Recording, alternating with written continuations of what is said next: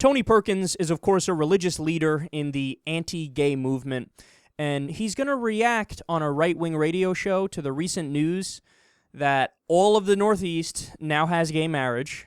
So happy day for that.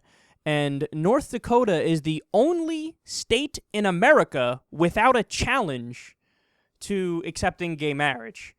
So the tides are turning fast, man. Public opinion has switched. We know what the future holds, and he is so pissed off about that. Here's what's at stake, Janet. This is not just about marriage. It's not just about the marriage altar and two people who love each other. This literally is about the entire culture. This is about the rule of law. It's about our country. It's about our future. Because we've seen now that it's about redefining the curriculum in our schools. It's about driving a wedge between parent and child. This is about the loss of religious freedom. It's the inability to be who we are as a people. And so I think what they're doing here, two things. One, they're sowing the seeds of the dissolution of our republic.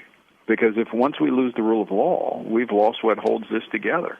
And I think there's coming a point that they're going to push Christians to a point they're not going to be pushed anymore.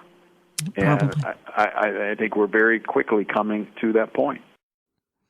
Really, tough guy?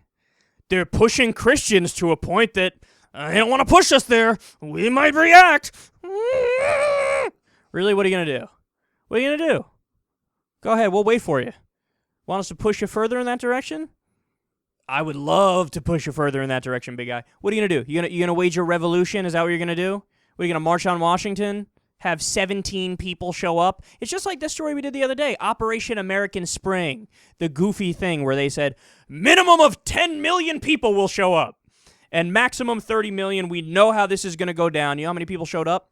A little over 100. I shit you not. One of the most epic fails for a protest in human history, never mind American history. But everybody, before they went, they were convinced, man, oh, we know it's going to be big. We know. They actually said, oh, we're going to get Obama to step down.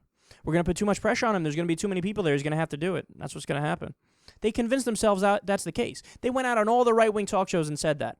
Everybody come and gather. We're going to march on Washington. It's going to be 10 million minimum people, yada, yada, yada. Nobody showed up. Why? Because nobody agrees with them. You know, they're a joke. They're a joke. That's what this guy is right here. They're pushing us into a corner. We don't know what we'll do. We don't know how we'll react. We can't take it much longer. Really? You're going to have a fucking revolution over the fact that Eric and John decided to get married when they're not bothering anybody else? Is that what you're going to do?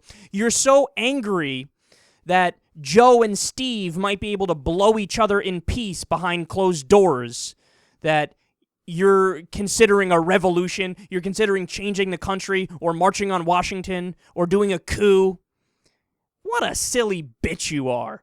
I mean, they're just so silly. Get over it, man. Get over it. 59% of the American people are now in favor of gay marriage at a federal level. That's a tremendous majority. That means that if we got gay marriage tomorrow, most people in the country would be happy. They'd be like, okay, great, that's fine.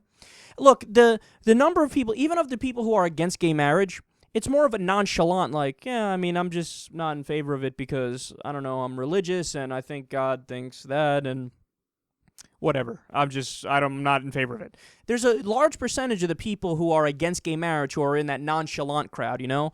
The number of people who are vehement about it, like this jackass Tony Perkins, like he wakes up in a cold sweat, like, oh, God, those fags are getting married. It's so terrible and so hot. Oh, that's a small percentage, man. It's this guy, Gordon Klingenschmidt, Brian Fisher, having a circle jerk in their basement, and after they've finished busting their nuts, they're like, all right, now we got to figure out how to continue to oppress gay people. And then you want to give me a blowjob again? That'd be sweet. I mean, that's what we're dealing with here. We're dealing with a tiny, tiny number of people who are still holding on to this outdated mentality of, and here's the thing, and you heard him it slipped into the conversation right in the middle there, where he says, this is about loss of religious freedom here. So in other words, their way of defining freedom is their freedom to keep down your freedom. Isn't that amazing? It's fascinating. And that was the same mindset that went on back during the Jim Crow days, went on back during the segregation days, and even back to the slavery days. It's the idea that, you know, white Christian conservatives in the South had, where they think, no, what are you talking about? It's my right to own you as a person. Don't you get it? That's what this is all about. My right is to keep down your rights. The same thing with gay people. My right is to tell you can't have the same rights as me. Well, that's not your rights.